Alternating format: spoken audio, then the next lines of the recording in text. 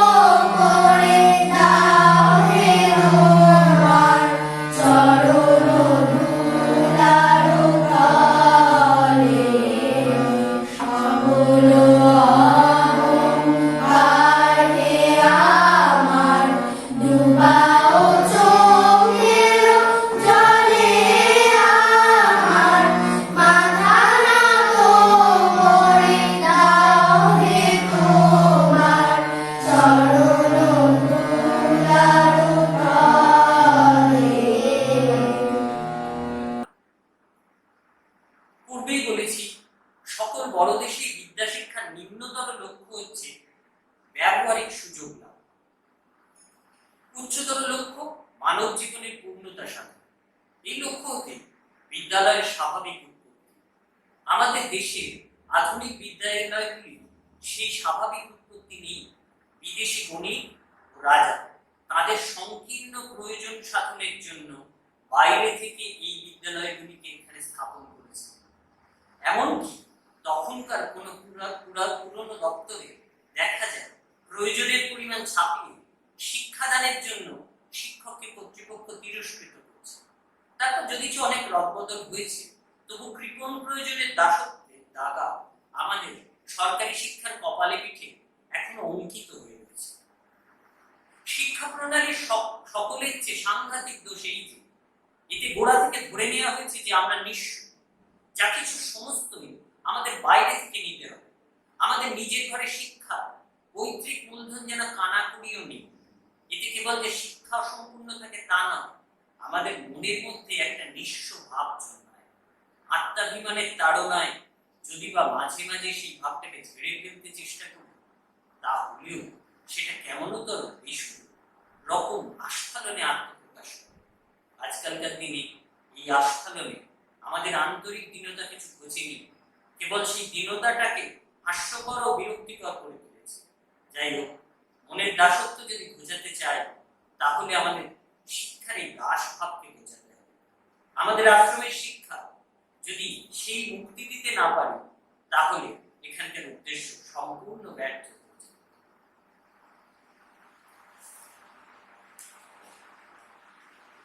20-50 লক্ষ টাকা কুড়িয়ে নিয়ে বিশ্ববিদ্যালয়ে পত্তন করার সাধ্য আমাদের নেই, কিন্তু সেই জন্য হতাশ হতে চাই। বীজের যদি প্রাণ থাকে তাহলে ধীরে ধীরে অঙ্কুরিত হয়ে আপনি বেঁচে উঠবেন। সাধনার মধ্যে যদি সত্য থাকে তাহলে উপকরণের অভাবে ক্ষতি হবে। আমাদের আশ্রমগুলি গড়ে উঠেছে সংস্কৃত, পালি, প্রাকৃত ভাষা ও শাস্ত্র উদ্ভাবনার জন্য। বিদূষিকর শাস্ত্রী মহাশয় একটিতে এসে বসেছেন, আরেকটিতে আছেন সিংহলের মহাস্থবির ক্ষিতিমোহন বাবু সমাগত, আর আছেন ভীম শাস্ত্রী মহাশয়। ওদিকে এন্ড্রুজের চারদিকে ইংরাজি সাহিত্য পিপাসুরা সমবেত। ভীম শাস্ত্রী এবং দীনেন্দ্রনাথ সঙ্গীতের অধ্যাপনার ভার নিয়েছেন, আর বিষ্ণুপুরের নকুলেশ্বর গোস্বামী তার সুরবাহার নিয়ে এদের সঙ্গে যোগ দিতে আসছে। শ্রীমান নন্দলাল বসু ও সুরেন্দ্রনাথ কর চিত্রবিদ্যা শিক্ষা দিতে প্রস্তুত হয়েছে। দূর দেশ হতে তাদের ছাত্র এসে জুটেছে। তাছাড়া আমাদের যার যতটুকু সাধ্য আছে কিছু কিছু কাজ করতে প্রবৃত্ত হবে। আমাদের একজন বিহারী বন্ধু সত্তর আসছে, তিনি পার্সি ও উর্দু শিক্ষা দেবেন। এই ক্ষিতিমোহন বাবুর সহায়তায় প্রাচীন হিন্দি সাহিত্যের চর্চা করব। মাঝে মাঝে অন্যত্র হতে অধ্যাপক এসে আমাদের উপদেশ দিয়ে যাবেন এমন আশাও আছে। শিশু দুর্বল হয়ে পৃথিবীতে দেখা দেয়। সত্য যখন সেই রকম শিশুর বেশে আসে তখন তার উপরে আস্থা স্থাপন করা যায়। একেবারে দাড়িবংশুদ্ধ যদি কেউ জন্মগ্রহণ করে তাহলে জানা যায় সে একটা বিকৃতি। বিশ্বভারতী একটা মস্ত ভাব, কিন্তু সে অতি ছোট দেহ নিয়ে আমাদের আশ্রমে উপস্থিত হয়েছে। কিন্তু ছোট ছদ্মবেশে বড়র আগমন পৃথিবীতে প্রতিদিনই ঘটে। অতএব আনন্দ করা যাক, মঙ্গল শঙ্খ বেজে উঠুক। একান্ত মনে এই আশা করা যাক যে এই শিশু বিধাতার অমৃত ভান্ডার থেকে অমৃত বহন করে এনেছে। সেই অমৃতই একে ভেতর থেকে বাঁচাবে, বাড়াবে এবং আমাদের বাঁচাবে, বাইরে তুলবে। অন্তর মম বিকশিত করো, অন্তর করো হে, নির্মল করো, উজ্জ্বল করো, সুন্দর করো হে, জাগ্রত করো, উদ্যত করো, নির্ভয় করো হে, মঙ্গল করো, নিরলাস নিঃসংশয় করো হে। অন্তর মম বিকশিত করো, অন্তর করো হে, যুক্ত করো হে সবার সঙ্গে, মুক্ত করো হে বন্ধ, সংসার করো সকল কর্মে, শান্ত তোমার ছন্দ। চরণ পদ্মে মমচিত নিস্পন্দিত করো হে, নন্দিত করো, নন্দিত করো, নন্দিত করো হে। অন্তর মম বিকশিত করো, অন্তর করো হে। শিক্ষার সাথে আমি বলবো সংস্কৃতিকেও ঠিক এইভাবে ভাবা যদি যায়।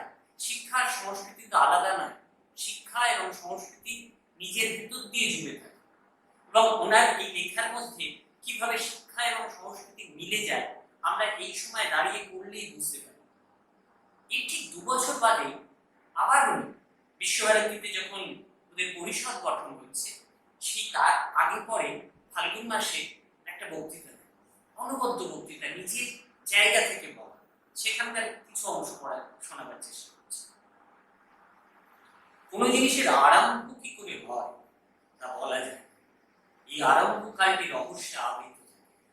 আমি 40 বছর পর্যন্ত পদ্মার মধ্যে কাটিয়েছি। আমার প্রতিবেশী ছিল বালিচরের চক্রবাকের দল। তাদের মধ্যে বসে বসে আমি বই লিখেছি। হয়তো চিরকাল এইভাবেই কাটাতো, কিন্তু মন হঠাৎ কেন বিদ্রোহী হল, কেন ভাব জগৎ থেকে অর্থ জগতে প্রবেশ করলাম। আমি বাল্যকালের শিক্ষা ব্যবস্থায় মনে মনে বড় পীড়া অনুভব করেছি। সেই ব্যবস্থায় আমাকে এত ক্লেশ দিত, আঘাত করত, যে বড় হয়ে সেই অন্যায় ভুলতে পারি। কারণ প্রকৃতির পক্ষ থেকে মানব জীবনের সংস্পর্শ থেকে স্বতন্ত্র করে নিয়ে শিশুকে বিদ্যালয়ের কলের মধ্যে ফেলা হয়। তার অস্বাভাবিক পরিবেষ্টনের নিষ্পেষণে শিশুচিত্ত প্রতিদিন পীড়িত হতে থাকে। আমরা নর্মাল স্কুলে পড়তাম, সেটা ছিল মল্লিকদের বাড়ি। সেখানে গাছপালা নেই, মার্বেলের উঠোন আর ইটকাটে উঁচু দেয়াল যেন আমার দিকে কটমট করে তাকিয়ে থাকতো। আমরা যাদের শিশু প্রকৃতির মধ্যে প্রাণের উদ্যম সতেজ ছিল, এটি বড় দুঃখ। প্রকৃতির সাহচর্য থেকে দূর থেকে আর মাস্টারদের সঙ্গে প্রাণগত যোগ থেকে বঞ্চিত হয়ে আমাদের আত্মা যেন শুকিয়ে যেত। মাস্টাররা সব আমাদের মনে বিভীষিকার সৃষ্টি করে। প্রাণের সম্বন্ধ থেকে বিচ্ছিন্ন হয়ে এই যে বিদ্যা লাভ করা যায়, এটা কখনো জীবনের সঙ্গে অন্তরঙ্গ হয়ে উঠতে পারে না। আমি এই বিষয়ে কখনো কখনো বক্তৃতা দিয়েছি, কিন্তু যখন দেখলাম যে আমার কথাগুলো শ্রুতিমধুর পবিত্র হিসেবেই সকলে নিলেন এবং যারা কথাটাকে মানলেন তারা এটাকে কাজে খাটাবার কোনো উদ্যোগ গ্রহণ করলেন না, তখন আমার ভাবকে কর্মের মধ্যে আকার দান করার জন্য আমি নিজেই কৃত সংকল্প করলাম। আমার আকাঙ্ক্ষা হলো আমি ছেলেদের খুশি করব, প্রকৃতির গাছপালায় তাদের অন্যতম শিক্ষক হবে, জীবনের সহচর হবে, এমনি করে বিদ্যার একটা প্রাণ নিকেতন নির্ করে তুলব। তখন আমার ঘরে মস্ত একটা দেনা ছিল। সে দেনা আমার সম্পূর্ণ স্বকৃত নয়, কিন্তু তার দায় আমারই একলা। দেনার পরিমাণ লক্ষ টাকার অধিক ছিল। আমার 1 পয়সার সম্পত্তি ছিল না, মাসিক বরাদ্দ অতি সামান্য। আমার বইয়ের কপিরাইট প্রভৃতি আমার সাধ্যায়ত্ত সামগ্রী কিছু কিছু সওদা করে অসাধ্য সাধনে লেগে গেলাম। আমার ডাক দেশের কোথাও পৌঁছয়নি, কেবল ব্রহ্মানন্দ মুখোপাধ্যায়কে পাওয়া গিয়েছিল। তিনি তখনও রাজনীতি ক্ষেত্রে নামেননি। তার কাছে আমার এই সংকল্প খুব ভালো লাগে। তিনি এখানে এলেন, কিন্তু তিনি জন্মার আগে কাজ আরম্ভ করে দিয়েছিলেন। আমি 5-6টি ছেলেকে নিয়ে জাম গাছের তলায় তাদের পড়াতাম। আমার নিজের বেশি বিদ্যে ছিল না, কিন্তু আমি যা পারি তা করেছি। সেই ছেলে কয়টি নিয়ে রস দিয়ে, ভাব দিয়ে রামায়ণ মহাভারত পড়িয়েছি, তাদের কাঁদিয়েছি, হাসিয়েছি, ঘনিষ্ঠভাবে তাদের সঙ্গে যুক্ত থেকে তাদের মানুষ করেছি। এই সামান্য ব্যাপার নয়। পৃথিবীতে অল্প বিদ্যালয়ে এই ছেলেরা এত বেশি ছাড়া পেয়েছে। আমি এই নিয়ে মাস্টারদের সাথে লড়াই করেছি। আমি ছেলেদের বললাম, তোমরা আশ্রম সম্মিলনী করো, তোমরা তার ভার নাও। আমি কিছুতেই আমার সংকল্প ত্যাগ করি। আমি ছেলেদের ওপর জবরদস্তি করতে দিইনি। তারা গান গায়, গাছে চড়ে, ছবি আঁকে, পরস্পরের সঙ্গে অন্তরঙ্গ ও বাধামুক্ত সম্বন্ধে যুক্ত হয়ে আছে। এখানকার শিশু শিক্ষার আর একটা দিক আছে, সেটা হচ্ছে জীবনের গভীর মহৎ তাৎপর্য ছোট ছেলেদের বুঝতে দেয়। আমাদের দেশের সাধনার মন্ত্র হচ্ছে, যা মহৎ তাতেই সুখ, অল্পে সুখ নেই। কিন্তু একা রাজনীতি এখন সেই বড় মহতের স্থান সমস্তটা জুড়ে বসে আছে।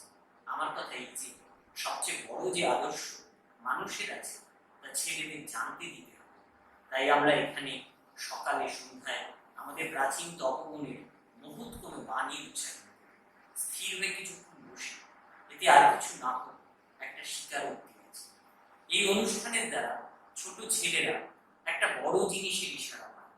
হয়তো তারা উপাসনায় বসে হাত পা নাড়ছে, চঞ্চল হয়ে উঠছে, কিন্তু এই আসনে বসবার একটা গভীর তাৎপর্য দিনে দিনে তাদের মনের মধ্যে গিয়ে পৌঁছায়। এখানে ছেলেরা জীবনের আরম্ভকালকে বিচিত্র রসে পূর্ণ করে দেবে, এই আমার অভিপ্রায় আছে। প্রকৃতির সঙ্গে নিত্য যোগে, গানে, অভিনয়ে, ছবিতে, আনন্দ রস আস্বাদনের নিত্য চর্চায় শিশুদের মগ্ন চৈতন্যে আনন্দের স্মৃতি সঞ্চিত হয়ে ওঠে। এইটাই লক্ষ্য করে কাজ আরম্ভ করা। আমি ভয় করব না, ভয় করব না, আমি ভয় করব না, ভয় করব না, দুবেলা মরার আগে মরব না, ভাই মরব না, আমি ভয় করব না, ভয় করব না, আমি ভয় করব না, ভয় করব না। জরিমানা বাইতে গেলে মাঝে মাঝে তুফান মেলে, জরিমানা বাইতে গেলে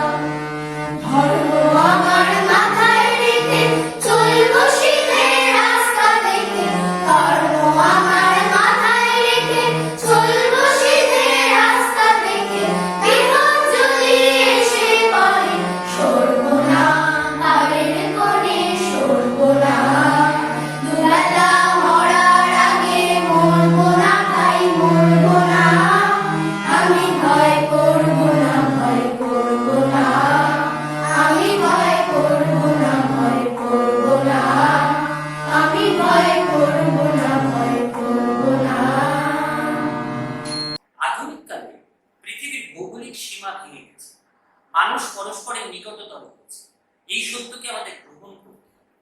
মানুষের এই মিলনের ভিত্তি হবে প্রেম, বিদ্বেষ নয়। মানুষের বিষয় ব্যবহারে আজ পরস্পরকে পীড়ন করছে, বঞ্চিত করছে, এ কথা আমি অস্বীকার করছি না, কিন্তু সত্য সাধনায় পূর্ব পশ্চিম নেই। বুদ্ধদেবের শিক্ষা ভারতবর্ষের মাটিতে উদ্ভূত হয়ে চীন দেশে গিয়ে মানব চিত্তকে আঘাত করল এবং ক্রমে সমস্ত এশিয়াকে অধিকার করল। চিরন্তন সত্যের মধ্যে পূর্ব পশ্চিমের ভেদ নেই। এই বিশ্বভারতীতে সেই সত্য সাধনার ক্ষেত্রকে আমার গড়ে তুলতে হবে। পৃথিবীর সঙ্গে আমাদের দেওয়া নেওয়ার সম্বন্ধ স্থাপিত হওয়া দরকার। আমরা এতদিন পর্যন্ত ইংরেজি বিদ্যালয়ে স্কুল বয় ছিলাম, কেবল পশ্চিমের থেকে হাত পেতে পাঠ শিখে নিয়েছি, কিন্তু পশ্চিমের সঙ্গে আমাদের আদান প্রদানের সম্বন্ধ হয়নি। সাহসপূর্বক ইউরোপকে আমি আমাদের শিক্ষা কেন্দ্রে আমন্ত্রণ করে এসেছি। এখানে ইউরোপে সত্য সম্মিলন, জ্ঞানের তীর্থক্ষেত্র গড়ে উঠবে। আমরা রাষ্ট্রনীতির ক্ষেত্রে খুব মৌখিক বড়াই করে থাকি, কিন্তু অন্তরে আমাদের আত্মবিশ্বাস নেই। যথেষ্ট দীনতা আছে। যেখানে মনের ঐশ্বর্যের প্রকৃত প্রাচুর্য আছে, সেখানে কার্পণ্য সম্ভবপর হয় না। আপন সম্পদের প্রতি যে জাতির যথার্থ আশা বিশ্বাস আছে, অন্যকে বিতরণ করতে চায়, সংকোচ হয় না, সে পরকে ডেকে বিরত হয়েছে। আমাদের দেশে তাই গুরুর কণ্ঠে এই আহ্বান বাণী একসময় ঘোষিত হয়েছিল, অয়ন্তু সর্বতো সাহা। আমরা সকলের থেকে দূরে বিচ্ছিন্ন হয়ে বিদ্যার নির্জন কারাবাসে রুদ্ধ হয়ে থাকতে চাই। কারারক্ষী যা দয়া করে খেতে দেবে তাই নিয়ে টিকে থাকবার মতলব করেছি। এই বিচ্ছিন্নতার থেকে ভারতবর্ষকে মুক্তিদান করা সহজ ব্যাপার নয়। সেবা করবার আর সেবা আদায় করবার, দান করবার আর দান গ্রহণ করবার সম্বন্ধকে আমাদের তৈরি করে তুলতে হবে। বিশ্বের জ্ঞান জগৎ থেকে ভারতবর্ষ এক ঘরে হয়ে গেছে। তাকে শিক্ষার ছিটে ফোঁটা দিয়ে চিরকেলে পাঠশালা পুরো করে রাখা হচ্ছে। আমরা পৃথিবীর জ্ঞান ধারার সাথে যুক্ত হয়ে এই আধ্যাত্মিক বুদ্ধিগত অবমাননা থেকে মুক্তি পেতেছি। ভারতবর্ষ তার আপন মনকে জানুক এবং আধুনিক সকল লাঞ্ছনা থেকে উদ্ধার লাভ করুক। রামানুজ, শঙ্করাচার্য, বুদ্ধদেব প্রভৃতি বড় বড় মনীষীরা ভারতবর্ষে বিশ্ব সমস্যার যে সমাধান করার চেষ্টা করেছিলেন তা আমাদের জানতে হবে।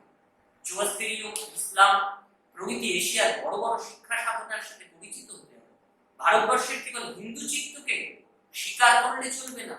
ভারতবর্ষের সাহিত্য, শিল্পকলা, স্থপতি বিজ্ঞান প্রভৃতি ক্ষেত্রে হিন্দু মুসলমানের সংমিশ্রণের বিচিত্র সৃষ্টি জেগে উঠেছে।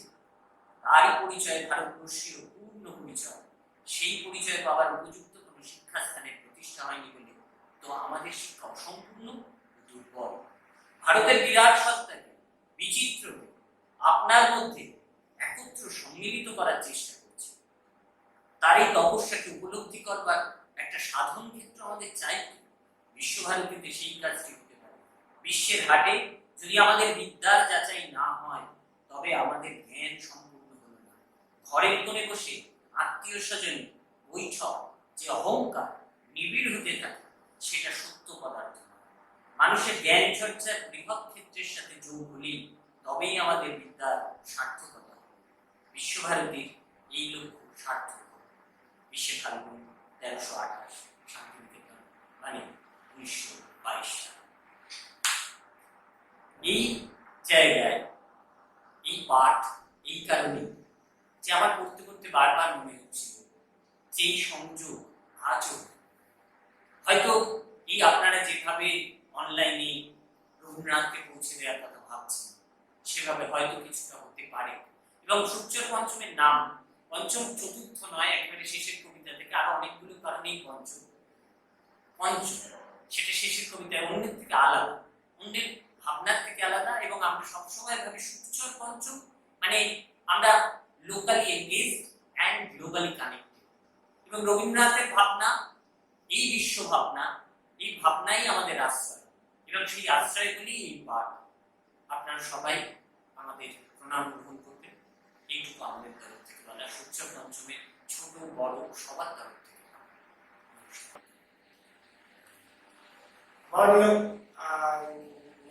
অসংখ্য ধন্যবাদ যে আমাদের সঙ্গে থেকে এটা একটা উপলব্ধি বাক্সা প্রাপ্ত নাট্যজনের সঙ্গে ভাগ করে দিতে। আমরা আনন্দিত যে 22 শ্রাবণ অনুষ্ঠান নিশ্চিতভাবে রবীন্দ্রনাথের গান দিয়ে, রবীন্দ্রনাথের কবিতা দিয়ে আমাদের করতে হবে। এবং সেখানে বেশিরভাগ সময়, অনেক সময় দেখা যায় এক ধরনের দুঃখের গান, এই ধরনের গানগুলো দিয়েই, কবিতাগুলো দিয়েই আমরা 22শে শ্রাবণকে স্মরণ করি। কিন্তু তার যে একটা ভিন্নতর পন্থাও হতে পারে। দাদা, আমার খালি মনে হচ্ছে যে এরকম বড় মানুষ তারা চলে যায়, তাদের ভাবনাটাই তো থাকে। আমি যদি তার ভাবনার অনামাত্র নিয়ে আমার জীবন যাপন করতে পারি, তাহলে আমি তো বেঁচে গেলাম। আমাকে তো বাঁচতে হবে। আমি বাঁচছি বা যা করছি সেটা শুধুমাত্র আমার জন্য করছি। রবীন্দ্রনাথ লিখছেন যে আমার এটা মনে হচ্ছে যে আমার করা দরকার, এটা যে সমাজ সেবা বা এটা অন্যের জন্য করছি বা ছোটদের ভালো হবে, এইসব বড় বড় বিষয় আমাদের নেই। আমার বাচ্চা তো ভালো হবে, আমার বাচ্চাটা হয়তো একটু ভালো থাকতে পারে, সবার উপর আমি ভালো থাকবো। এবং তার রসটা ওইখানে একদম উনি ঢেলে দিচ্ছে। মানে একটা কোনোভাবে ব্যক্তি থেকে সমষ্টির মধ্যে যাতে সেটা মানে একটা জানতে পারে। আমরা তো মৃত্যু হয়নি, যার ফলে প্রয়াণ দিবস পালন আমরা করি না। আমাদের রোজকার জীবন হচ্ছে রবীন্দ্রনাথের জীবন। আবার রোজের মধ্যে রবীন্দ্রনাথ আছে। সকালে রবীন্দ্রনাথের গান যদি না শুনি তাহলে মনে হয় যেন খবর কাগজ পড়ার মতো কিছু একটা পড়া হয়নি, কিছু একটা শোনা হয়নি। কারণ ওইটা তো প্রতিদিনের যে ডিপ্রেশন, যে হতাশা, সেটা কাটানোর একমাত্র ওষুধ বলতে পারে। সে আপনারও হয়, অনেকেরই আমাদের আছে। সব বাঙালি। আমরা যারা এইভাবে বাঁচটা, মানে আমরা যারা এই ওষুধটা খুঁজে পেয়েছি, আমি বলছি না সবাইকেই তাই করতে হবে, কিন্তু আপনারা একটা চেষ্টা করে দেখতে পারেন এই ওষুধটা দিয়ে আমাদের এই যে সময়, এই মহামারীর সময়, যখন আমরা প্রতিদিন প্রতিনিয়ত যেন মনে হচ্ছে মৃত্যুর মধ্যে দিয়ে যাচ্ছি, মৃত্যুকে আবাহন করছি, রবীন্দ্রনাথ সেখানে আমাদের আশ্রয় হয়ে উঠতে পারে। রবীন্দ্রনাথের গান, রবীন্দ্রনাথের কবিতা, রবীন্দ্রনাথের প্রবন্ধ, রবীন্দ্রনাথের লেখা, যা কিছুই বলি না কেন, সুখচাঁদ পঞ্চম এরা বলাইবাবু আমাদের সেই পথের একটা দিশা দেখাতে চেষ্টা করেছেন। আমরা বাক্সা নাট্যজন এবং মাননীয় আশিস গোস্বামী মহাশয়ের সহায়তায়, সাহায্যে এবং উৎসাহে আমরা আজকে 22শে শ্রাবণটা এইভাবে পালন করছি। আপনারা আমাদের সঙ্গে থাকবেন। অসংখ্য ধন্যবাদ। ভালো থাকুন, সুস্থ থাকুন, সুন্দর থাকুন। ধন্যবাদ। নমস্কার। সুখচর পঞ্চম রেপার্টারির মহল কক্ষে আমরা এখন রয়েছি। আমাদের কাজ চলছে 22শে শ্রাবণ উপলক্ষে অনুষ্ঠান। আমাদের এই পর্বের অনুষ্ঠান পরিচালনা করবেন মাননীয় আশিস গোস্বামী মহাশয়। এখনকার বিষয় হচ্ছে আমাদের চর্চায় রবীন্দ্রনাথ। আমরা কিভাবে রবীন্দ্রনাথের চর্চা করছি, নাটকে, গানে, কবিতায়, তাই নিয়ে আমরা আলোচনা শুরু করছি। আমি মাননীয় আশিস বাবুকে অনুরোধ করবো আলোচনা শুরু করার জন্য। আমি রেলার বাইরে। ধন্যবাদ সুচিত্রা। আমিও একটু ভূমিকা করে নিতে চাইছি। ভূমিকাটা হচ্ছে এই যে বাক্সা প্রাপ্ত নাট্যজন, এরা বহুদিন ধরে ওরা অনলাইন বিভিন্ন প্রোগ্রাম করছে, কিন্তু তার মধ্যে 22শে শ্রাবণ উপলক্ষে একটা বিশেষ অনুষ্ঠান করতে চাইবে এবং সেই উপলক্ষেই আমরা সবাই হাজির হয়েছি আজকে এই সুখচর পঞ্চমে যে থিয়েটার স্পেস জলসাঘরে। একটু আগে আমরা সুখচর পঞ্চমের শিশু বিভাগের যারা ট্রেনিং নেয় নিয়মিত থিয়েটার করে তাদের গান শুনেছি। এখন আমরা এরাও এই সুখচর পঞ্চমের মাঝখান থেকেই বড় হয়েছে, এগিয়ে গেছে, থিয়েটার করছে, থিয়েটারের সঙ্গে জড়িত। কিন্তু যেহেতু 22শে শ্রাবণ উপলক্ষে আমাদের এই অনুষ্ঠান, তাই এখানে যারা আছে তাদের কাছে আমার একটাই প্রশ্ন, সেটা হলো যে সুখচর পঞ্চমের সঙ্গে রবীন্দ্র নাট্যচর্চা কিভাবে জড়িত এবং সেই জড়িত থাকার সুবাদে আপনাদের ভূমিকা কি ছিল, সেটাই হচ্ছে প্রত্যেকের কাছে আমার প্রশ্ন। আমি প্রথমেই যাবো যে সুখচর পঞ্চমের অন্যতম অভিনেতা রাজুর কাছে। রাজু আগে বলুক সুখচর পঞ্চম এবং রবীন্দ্র চর্চা সম্পর্কে। আমাদের দলের বয়স এখন 30-এ পা দিয়েছে। গোড়া থেকেই বলা যায় আমাদের আসলে দল বলতে গেলে দলের আগের কি কথা বলতে হয়, দল কিভাবে তৈরি হলো সেটাই। মানে আমার বাড়িতেও রবীন্দ্রনাথের চর্চা ছিলই, বাবার থেকে সবই শোনা পাওয়া। সেখান থেকে ছোটবেলা থেকে রবীন্দ্রনাথের আলাদা করে ওরকম ভাবে আমার কাছে কোনো দিন ছিল না। মানে আমাদের বাড়িতে 7টা 40-এর রবীন্দ্রনাথের যে স্থানীয় সংবাদের পরে কলকাতা হয়ে রবীন্দ্রনাথ বাঁচত, ওই 3টে গান। তারপরে ওই বুধবার সম্ভবত বা শুক্রবার 1টার সময় একটা রবীন্দ্রনাথের ছিল। তারপরে ছোটবেলায় ওই রেডিও নাটক শুনতাম, তখন রবীন্দ্র নাটক সৌমিত্র বা বাবা শোনাতেন, বাবা রক্তকরবী দেখেছেন, সেই রক্তকরবীর গল্প শুনতাম আমরা, সৌমিত্রের রক্তকরবী। তো সেই চর্চাটা আলাদা করে 22শে শ্রাবণ বা 25শে বৈশাখটা খুব একটা মানে এই করতো না, আমাদের এমনিতেই ছিল বাড়িতে। সেই জন্য ওই দিনটাকে আলাদা করে খুব একটা কোনোদিনই মনে হয়নি। ভালো লাগতো, বাড়ির সামনে দিয়ে প্রভাত পেরিয়ে যেত, 25শে বৈশাখ, সেই ব্যাপারগুলো ভালো লাগতো। তারপর দল যখন শুরু হলো, আমরা প্রথমে মনে আছে 89-90 সাল, আমি তখন স্কুলে পড়ি, সেই সময় পথে রক্তকরবী হয়েছিল। মানে বিভিন্ন একদম মাঠেও করা যাবে, রাস্তায়ও করা যাবে।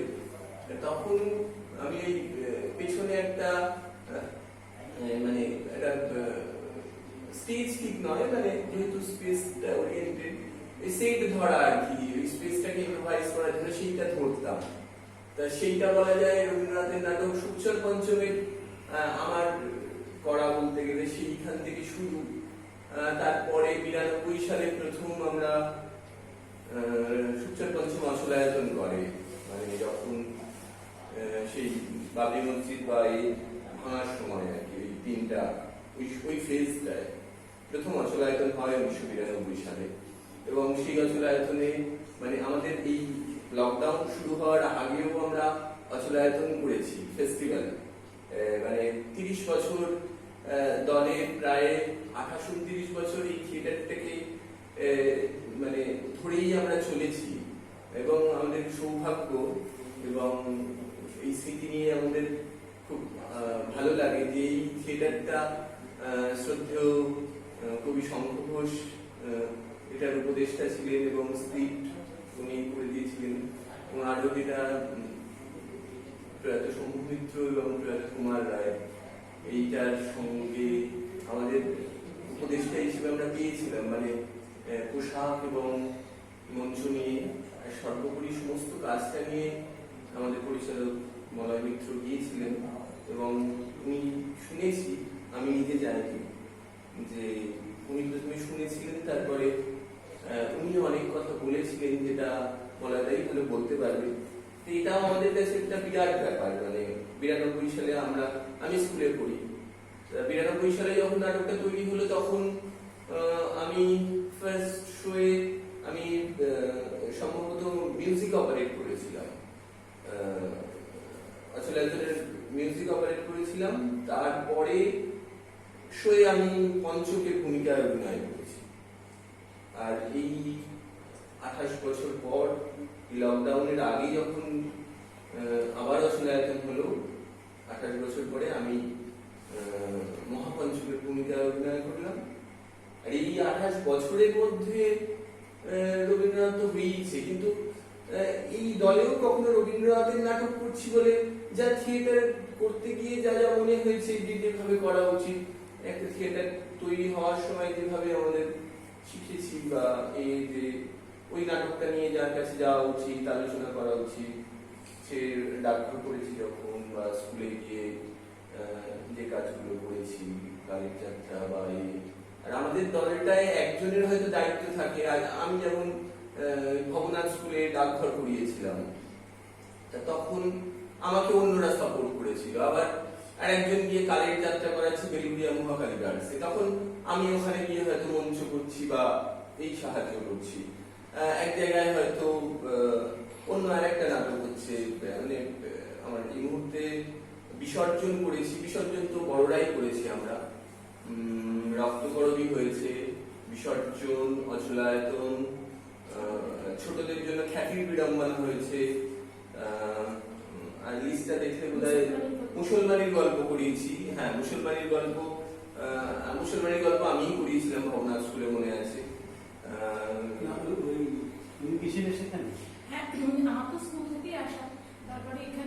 ওই ভবনাথ স্কুলেরই ছাত্রী, যে স্কুলের কথা বলছিলাম।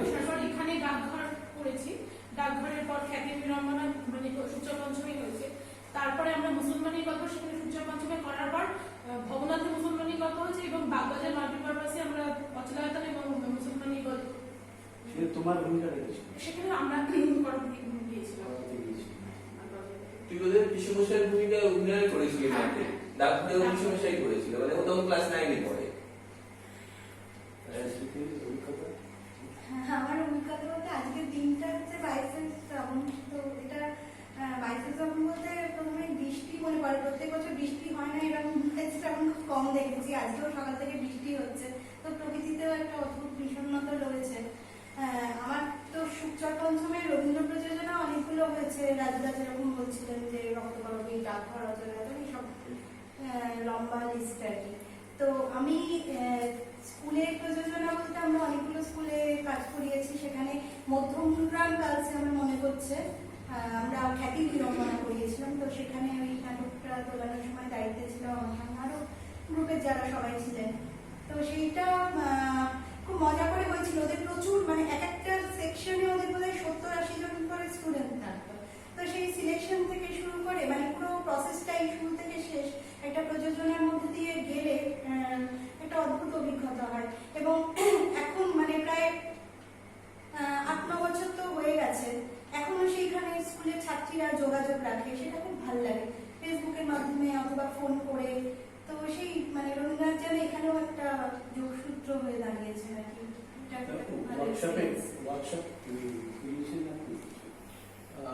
আমি এখান থেকে ওয়ার্কশপ কিছু হওয়াতে যাইনি। আমি এখানে নাটকে শুরু করি আগে অচলায়তন দিয়ে আমাদের দলের অভিনেতা হিসেবে। হ্যাঁ, আমাদের এখানে প্রবীণ অভিনেতা রবীন্দ্রনাথ চট্টোপাধ্যায় নাট্যজীবন 70 বছরে সূর্য পঞ্চম অচলায়তন করেছিল ওনাকে সম্মান জানাতে। সেখানেই আমার প্রথম অনার। তারপর অচলায়তন করেছি প্রায় বহুদিন ধরে চলছে অচলায়তন, সেখানে রয়েছে নৃত্য কিন্তু রবীন্দ্রনাথকে আমাদের এখানে করা হয়। এছাড়া আমাদের এখানে মানে মিউজিক কনফারেন্স হয়, সেখানে 25শে বৈশাখ থেকে শুরু হয়, শুরু হয়ে 22শে শ্রাবণ অব্দি রবিপক্ষ চলে। এবার তো লকডাউনের জন্য কিছু করা গেল না, এটা প্রতি বছরই হয়। এছাড়াও ছোটবেলা থেকে রবীন্দ্রনাথ আমাদের বাড়িতে একটা ছিলই। আমার বাবা ছোটবেলা থেকে আমাদের রবীন্দ্রনাথের বই পড়াতেন আর কি, বলতেন যে এটা মানে বলতে গেলে বাধ্যতামূলক ছোটবেলা থেকে। পরবর্তীকালে নিজে যখন বুঝলাম ততখানি থেকে পড়া এখনো পড়ে চলেছি, খুব কিঞ্চিত হয়েছে, অনেক বাকি রয়েছে। তথ্য বাকি থেকে আমি যেরকম তথ্য বলতে যে লিস্টটা আমাদের সেটা বলছি। ডাকঘর হয়েছে, ডাকঘরেই ওকে প্রথম পাওয়া আর কি, মানে লাবণীকে যেটা বললাম ও পিসমশাই করেছিল। তারপরে খ্যাতির বিড়ম্বনা নানা সময় নানা জায়গায় হয়তো কেউ বললো করে দিলাম। তারপরে মুসলমানি গল্প, এটাও দুটো স্কুলে পড়িয়েছিলাম এবং ওদের দিয়ে, এটা তো গল্প ছিল, স্ক্রিপ্টটাও ওদের দিয়ে লিখিয়েছিলাম মানে। এবং সেটা আমরা বলতাম যার লেখাটা সবচেয়ে ভালো হবে তার একটা পুরস্কার থাকবে, তাতে অনেকে লিখতে লেখার মধ্যে থাকতো। তারপরে কালের যাত্রা, এটা সম্ভবত বেলঘরিয়া মহাকালীর স্কুলকে দিয়ে করিয়েছি। তারপর সূর্য পঞ্চম যে স্কুলে কাজগুলো করায়, স্কুলে হয় কি, স্কুল তো একটা বছরে বাচ্চাগুলো পাল্টে যায়, একটা বছর এই যে চর্চাটা আমাদের চলে সেটা আবার এসে পঞ্চম আবার করে, পঞ্চম তাদের জুটিয়ে নিয়ে, যেমন ডাকঘর ওখানে হলো তো এখানেও হলো, মুসলমানের গল্প ওখানে হলো তো এখানেও হলো, তো এই চর্চাটা চলেই আর কি। তারপরে রক্তকরবী করেছি, মানে ওই রবি জেঠু কথা বললো আর কি, রবীন্দ্রনাথ চট্টোপাধ্যায়, রবীন্দ্রনাথ, যেটা বললাম আমার প্রথম রক্তকরবী সেট ধরা রবীন্দ্রনাথের ইয়েতে স্কুলে পড়তাম তখন। তারপরে নাট্য সমন্বয় বলে এখানে একটা মঞ্চ ছিল, যেটা নাট্য এখানে পানিহাটি নাট্য দলের, তখন সেটার পরিচালনা করে মলাদা করিয়েছিলেন। সেখানেও এখানে সমস্ত নাটকের লোকজনকে একসাথে করে রক্তকরবীটা করানো হয়েছিল। তারপর বিসর্জন সূর্য পঞ্চম করেছি, আমিও তাতে অভিনয় করেছি। অচলায়তনের কথা তো বললাম। বিদূষক, সে আর একটা পূজার সাজ, এই তিনটে নাটক আমরা সল্টলেক সিএস স্কুলে পড়িয়েছিলাম, প্রায় 100 জন একসাথে অভিনয় করেছিল, মানে পুরোটা নিয়ে, সেটাও একটা দারুণ এক্সপিরিয়েন্স। তারপরে মুকুট হয়েছে, বশীকরণও শুরুর দিকে হয়েছে, সম্ভবত 93-94, এক্স্যাক্টলি মনে নেই, লিস্ট দেখে বলতে পারবো। এরকম 12-13টা নাটক তো হয়েইছে। জেলে আর আনন্দলোক মানে কি, জেলে আমরা কাজ করাতাম, 2 বছর একটা ফেজ ছিল, তাতে ওদের ওখানে জেলে অচলায়তন করানো হয়েছিল, সেটা ওখানে বন্দীদের নিয়ে এবং ওখানে থেকে আর কি, থেকে মানে প্রতিদিন যাতায়াত করে, সেটা জেলের মধ্যেই অভিনয় হয়েছিল। আর আনন্দলোক মানে মেন্টালি রিটার্ডেড যারা, তাদের একটা হোম আছে বাদুর ওখানে, সেখানে আমরা কাজ করাতাম। তা ওরা কিছু মনে রাখতে পারে না, তো ওদের হয় কি মাইন্ড করে দেখিয়ে দিলাম, বা একটা ট্র্যাক, মিউজিক ট্র্যাকের মধ্যে কিছু থাকলো, ওইটা বাজিয়ে ওদের খানিকটা মনে পড়ে যায়। তা তখন ওদের দিয়ে যে ডাকঘরটা হয়েছিল, তখন ওদের আমরা এই যে ট্র্যাকটা, বহুরূপীর যে ট্র্যাকটা, যেটা শুনলে, সেইটাকে মাথায় রেখে সেইটা করে মানে লোক সংস্কৃতি ভবনে ওদের নিয়ে শো করেছিলাম, মানে ওদের এই হোম থেকে বেরোতে দেয় না। তা ওরা খালি বলতো যে তোমরা যেখানে নাটক করো সেখানে আমরা করবো। তা আমরা ওদের নিয়ে এসেছিলাম, মানে মনে আছে একজন আসতে চায়নি শো, মানে কালিদা বলে একজন আমাদের বড়দের রেপার্টরিতে অভিনয় করেন, তো ওদের পুরো টিম এসছে, আর ওর মনে হয় চাইলে যাবো না। তিনি আবার ডাকঘরে দাদা ঠাকুর ভূমিকায় আর কি, দাদা ঠাকুরই তো ডাকঘরে, হ্যাঁ দাদা ঠাকুরের ভূমিকায় অভিনয়, ঠাকুরদা ভূমিকায় অভিনয় করছেন, তা তিনি আসেননি। এবার কালিদা এসছে, কালিদাকে বললাম তোমায় কিছু করতে হবে না, যা বলছি তাই করবে। তা কালিদা নেমে বললো, নাহলে তো নাটকটা বন্ধ হয়ে যাবে। ওই মুহূর্তে রিহার্সাল করে, সেটা 15 মিনিটের একটা ফেজ, কিন্তু কালিদা ওই সময় অভিনয় করে ওদের মানে পুরো অনুষ্ঠানটা হলো আর কি, বাকিটা সব সুন্দর করেছে। আর ওদের মর্জিমা ফিরত, মানে ওদের তো জোর করতাম না, ওরাই থিয়েটারের মধ্যে আনন্দে থাকবে বলেই ক্লাসটা, সেই ভাবনা থেকেই আমরা ক্লাসটা করেছিলাম। তো সেই জন্য ওরা এসেছিল, এবং মনে আছে সেটাও একটা দারুণ অভিজ্ঞতা বলা যায়, ওদের যে আনন্দলোকের ছাত্রছাত্রীদের দিয়ে ডাকঘর করা হতো। আমাদের প্রপ্রচন্দ্র নাটকটা মানে জীবন্ত রঘুনাথকে দেখা যায় আর কি, একটা দৃশ্যে প্রপ্রচন্দ্র রঘুনাথ, ওটা অসাধারণ একটা অভিজ্ঞতা। হ্যাঁ, রবীন্দ্রনাথের যে ডিরেকশন। হ্যাঁ, আমাদের মানে একটা কাজ হয়েছিল 2013 সালে, ট্রামে আমরা মানে রবীন্দ্রনাথের নাটক, কিছু নাটক বিসর্জন ছিল, অচলায়তন ছিল, কোলাজ একটা, তার মধ্যে রবীন্দ্রনাথের কিছু কবিতা ছিল, গান ছিল, সবটা মিলে একটা মালা গেঁথে আমার রবীন্দ্রনাথ বলে, সেটা আমরা পুরো ট্রামটা চলছে, চলতে চলতে এটাই মানে শো হচ্ছে, ট্রামের মধ্যেই শো হচ্ছে, মানে ট্রামের একটা বগি, পেছনের বগিটা এটা হচ্ছে, লোকজন উঠছে, তারা দেখছে, এটা খুব একটা ইন্টারেস্টিং। 4-5 দিন ধরে হয়েছিল। হ্যাঁ, একবার ধরো টালিগঞ্জের ডিপো থেকে ছাড়লো, এসপ্ল্যানেড পর্যন্ত ট্রামটা আসবে, আমাদেরও খুব মজা লাগতো।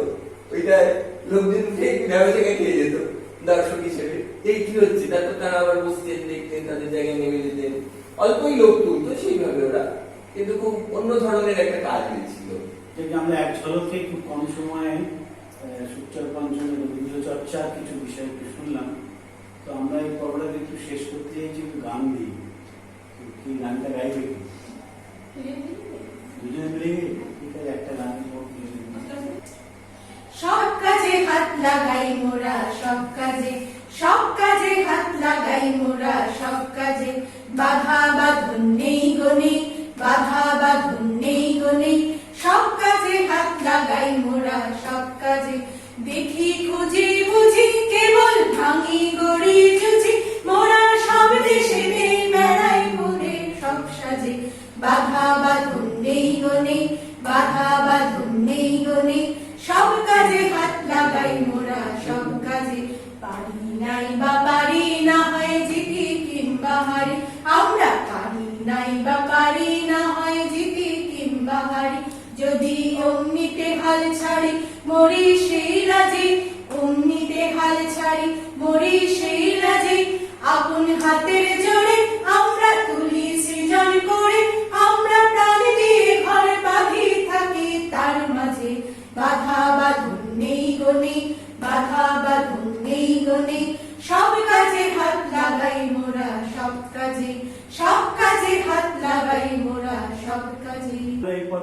করি। আমাদের ধন্যবাদ সুখচাঁদ পঞ্চমের সদস্যদের। আমি দেখি তাদের দেখেছি যে সুখচাঁদ পঞ্চমের অনেক বড় বড় যজ্ঞগুলো এরাই সব সামলায়, ফলে সেই যজ্ঞের সারথি এরা আর কি। তাদের কাছ থেকে আমরা মোটামুটিভাবে একটা শুনে নিলাম যে সুখচাঁদ পঞ্চমের রবীন্দ্র চর্চার বিষয়। এরপরে আমরা চাইব যে রবীন্দ্র এই সুখচাঁদ পঞ্চমের পরিচালক মূল মানুষ মলয় মিত্র, তার কাছ থেকে আমরা কিছু শুনব। আপাতত এটা আমি শেষ করছি। খুবই ধন্যবাদ দেওয়ার মতো সম্পর্ক আমাদের মনে হয়। তুমি যেটা বেছে এটা করলে আর কি আমাদের এই সময় বাঁচার একটা গত কালকে আমাদের তো একটা আমরা নিজেরা মনে করি ভারতবর্ষের একটা কালো দিন কালকে গেল, তো সেটা নিয়েও আমরা রবীন্দ্রনাথের নানান উদ্ধৃতি এটা ভাইরাল হয়েছে। হ্যাঁ, দিনদান যে কবিতা, সেই কবিতার কিছুটা অংশ সেটা প্রায় ভাইরাল হয়ে গেছে। ফলে তিনি যে বারবার এই কথাগুলো বলেছেন সেটাই একটু প্রমাণ হয়ে যায়। এবং সুখচাঁদ পঞ্চমের সঙ্গে এই যোগাযোগ করিয়ে দেওয়ার পেছনে এটাই একটা ব্যাপার ছিল যে এই চর্চাগুলো নিয়মিত তারা করে। আমি মানে শেষে একটু জিজ্ঞেস করতে ইচ্ছে করে যে এই যে একটা প্যান্ডামিক সিচুয়েশন গেল তোমার যাচ্ছে, সেই জায়গায় কীভাবে সুখচাঁদ দাঁড়িয়ে আছে, যে কারণে তার চর্চাটাকে কীভাবে করছে। সবার উপর প্রথম তো তোমাকে প্রণাম জানাই এই কারণে যে তুমি তো কোনো দলের না, অথচ সব দল বাংলা নাটকে এবার ওবার মানে আমার বলতে গিয়ে বলা যাচ্ছে মানে এই সময় একটু ভোগ পাওয়া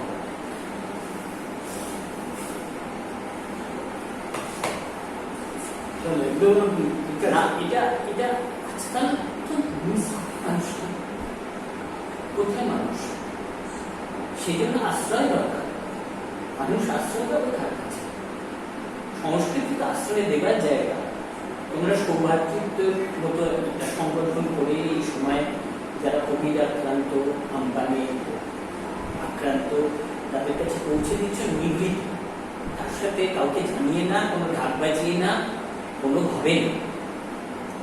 এই কথাই তো আমাদের চিরন্তন ভারতের কথা, ভারতবর্ষের কথা, যে রবীন্দ্রনাথ বলছেন শুধু নয়, স্বামীজি বলছেন, বুদ্ধদেব বলছেন, আমাদের যারা মহাপুরুষ তারা বারবার বলেছেন, গান্ধীজিও বলেছেন, এদের সবার যে ভারতবর্ষের কোষ হচ্ছে গ্রাম। সেই গ্রাম থেকে বা আমি তো সুখচাঁদ গ্রামের ছেলে, এখন এই দুদিন আগেও তো লেখা হতো যে ভিলেজ সুখচাঁদ, এখন মহানগর গিলছি, যার ফলে সুখচাঁদও কলকাতা হয়ে যাওয়ার মতো জায়গায় পৌঁছেছে। কিন্তু বিষয়টা তো সেটা নয়। মানে ভীষণভাবেই আমাদের এখন বাঁচতে গেলে একই সাথে মাটির শেকড়টাকে আঁকড়ে ধরতে হবে এবং তার সাথে আকাশ বলো, পৃথিবী বলো, পৃথিবীকে ছুঁতে হবে। তার কারণ পৃথিবীর জানলা খুলে গেছে, সমস্ত পৃথিবীর জানলা খুলে গেছে। এবং সেইখানে দাঁড়িয়ে আমরা যখন ব্রত হিসেবেই ভেবেছি শুধু নাটক করে বাঁচব আর কিছু করব, এই রাস্তাটা যদি একজন শিল্পী খুঁজে পায় তাহলে এটা শুধু আমার জয় নয়, পুরো সংস্কৃতি জগতের একটা জয় হওয়ার সম্ভাবনা থাকে। তার কারণ যে অন্যের অনুদান নিয়ে, অন্যের দান নিয়ে, অন্যের সাহায্য নিয়ে কতদিন মানুষ বেঁচে থাকতে পারে? ভিক্ষা তো কোনো বৃত্তি হতে পারে না। জীবিকা যদি করতেই হয়, এই জীবিকা শুধু জীবনের সাথে সম্পৃক্ত একটা জীবিকা। মানে আমি বলতে চাইছি যে আমি গান গাইতে পারি, কি আমি নাচতে পারি, কি আমি নাটক করতে পারি, সেটা দিয়ে লোককে আনন্দ দিতে পারি। এই খারাপ সময়ে, এই অভাবের সময়, এই দুর্দশার সময়, এই কষ্টের সময় আমি আনন্দ দেবো।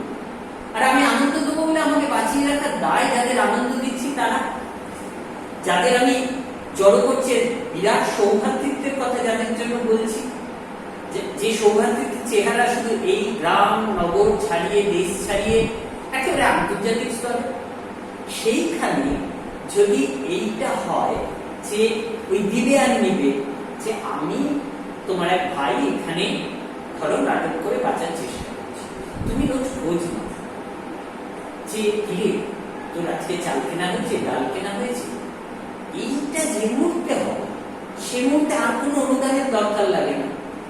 এবং সত্যি বলতে কি সূর্যর পঞ্চমের এতদিনের যে বেঁচে থাকা, সেটা এই যে ধরো জলসাঘর, এটা আমরা কিভাবে করেছি।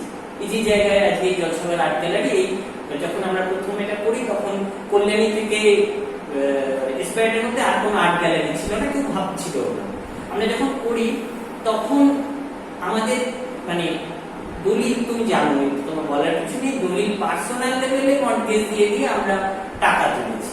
মানে ধরো তোমার কাছে আমি মর্টগেজ দিলাম, দিয়ে আমি বললাম যে আমি 2-4 লাখ টাকা দাও, তুমি দিলে, বিশ্বাস করেই দিলে, আবার ওটা আস্তে আস্তে শোধ করে ওই দলিল ছাড়িয়েছি। এরকম ভাবেই তো সমস্তটা করার চেষ্টা। এবার সেই প্রক্রিয়াটাই শুধুমাত্র এই নাট্যচর্চার মধ্যে দিয়েই যাবো। এবং আজকে যে পাঠ করছিলাম সেই পাঠের মধ্যে উনি যে কথা বলছিলেন যে শিক্ষার অভাবের জন্যই তো এই কাণ্ড হচ্ছে। নইলে সবাই বিশ্বাস করছে যে এই যখন চাঁদে এই যাচ্ছে, কোনোভাবে সমস্ত রথযাত্রা বন্ধ করে দিতে হচ্ছে কোভিডের জন্য, সেখানে ঠাকুরের শক্তি তো আর পাওয়া যাচ্ছে না। কোথায় ঠাকুরের শক্তি? তবে সেখানে যেখানে গরিব মানুষের কাজের কোনো সংস্থান কেউ করছে না, আমাদের মতো স্কিল শিক্ষিত মানে একটা শিক্ষা আছে আর কি, মানে নাটক বানানোর, তার প্রমাণ আমরা এই ন্যাশনাল স্কুল অফ ড্রামা এদের জন্য থিয়েটার করে দিচ্ছি, করে দিচ্ছি, এসব করেছি। তাহলে তারা কিভাবে বাঁচবে, তাদের কিভাবে 100 দিনের কাজ জোগাড় হবে, সেটা তো কোনো সরকার ভাবছে না। আমাকে দয়া দেখানো বলিনি, আমি আমার কাজ চাইছি, আমাকে কাজ দিন, আমার দলবলকে কাজ দিন, এবং সেটা শিল্পের কাজ। সেই কাজই তো খুঁজে পাওয়া যাচ্ছে না। বেঁচে আছে শুধুমাত্র দাসিকা তোমাদের মতো মানুষের জন্য। এই বন্ধু আমাদের যত আছে, এই বন্ধুর জোরেই আজকে সূর্য পঞ্চম এই অনুষ্ঠান করে দেখাতে পারছে। এবং এই যে জোরের সঙ্গে কথা বলছি বা আবেগে চোখে জল আসছে, এটা শুধুমাত্র সৌভ্রাতৃত্বের জন্য। এই সৌভ্রাতৃত্বের জয় হোক, এবং এই সৌভ্রাতৃত্বের গানই তো দিয়ে গেছেন রবীন্দ্রনাথ সারা জীবন ধরে। হয়তো জীবনে আমাদের লক্ষ গুণ কষ্ট পেয়েছেন, যেহেতু আমি বড় মাপের মানুষ, আমরা সেভাবে কোনো কষ্ট পাচ্ছি বলে আমি ভাবছি না। আর ইনসিকিউরিটি কার নেই? সবার আছে। এবার কিভাবে আমাদের বড় ফ্যামিলিতে, বড় পরিবারে যেভাবে মানুষ বেঁচে থাকে, আমরা সেভাবেই বেঁচে আছি। প্রতিদিনের চর্চা থামাইনি, তুমি জানো, প্রতিদিন কাজ করছি আমাদের মতো করে। বড়রা আর একদম ছোটরা, তাদের একটু সাবধানে রাখার চেষ্টা করছি, যাতে কিছু হলে তো চিকিৎসা পাওয়া যাবে না, মানে মারা যাচ্ছে সবচেয়ে বেশি চিকিৎসা না পাওয়া, সেইটা কিভাবে পাবো, তার অর্থ আমাদের নেই। এই সব ভাবনা থেকে আর একটা যেটা বলা, সেটা হচ্ছে তুমি তো জানো যে জলসাঘর তো ছোট একটা বিষয়। আমাদের একটা জমির জায়গা জোগাড় করার চেষ্টা করছি, যেখানে ওই ভাবনা থেকে তপন, তুমি দেখেছো, তপন নাম দিয়ে আমরা একটা কাজ করার কথা স্বপ্ন দেখছি, যেখানে আমরা শেষ বয়সে ভবিষ্যৎ প্রজন্ম রবীন্দ্রনাথের মতো ওই বড় মাপের হয়তো হবে না, কিন্তু ছোট দ্বীপের মতো আত্মদ্বীপও হব যদি হয়, তাহলে আমাদের মনে হয় এই জীবনে আর কিছু পাওয়ার নেই, আর কিছু চাওয়ার নেই। ওইটুকু যদি হয়, রবীন্দ্রনাথের আশীর্বাদ বা বড়দের সবার আশীর্বাদ, শুভেচ্ছা বা বন্ধুদের জোরে, তাহলেই আমাদের এই জীবন পেতে। আমরা আশা করব যে মলয় এবং সূর্য পঞ্চমের এই ভাবনা, এই যে আশা করে ওরা এখনো লড়াই করে যাচ্ছে, সেই লড়াই কোনো না কোনোভাবে সফল হবে। এবং সেই লড়াইয়ের পাশে আমরা সবাই মিলে বলে যেতে চাই যে আমরা আমাদের স্বার্থ অনুযায়ী আমরা আছি, থাকবার চেষ্টা করব। সূর্য পঞ্চমে সবাই ভালো থাকুন। এবং আমার মনে হয় যে আমরা 22শে শ্রাবণ সেটা একটু অন্য সকলের থেকে একটু অন্যরকমভাবে পালন করতে পারলাম। সবাই 22শে শ্রাবণে তো আমাকে চোখে জল এলো, শ্রাবণে চোখে জল তো ঠিক আছে, ধন্যবাদ। অভিনয় করে আসিনি। মোরা সত্যের উপরে মন আজি করিব সমর্পণ, জয় জয় সত্যের জয়। মোরা সত্যের উপরে মন আজি করিব সমর্পণ, জয় জয় সত্যের জয়। মোরা খুঁজিব সত্য, খুঁজিব সত্য, খুঁজিব সত্য ধন, জয় জয় সত্যের জয়। যদি দুঃখে দহিতে হয় তবু মিথ্যা চিন্তা নয়, যদি নয় বহিতে হয়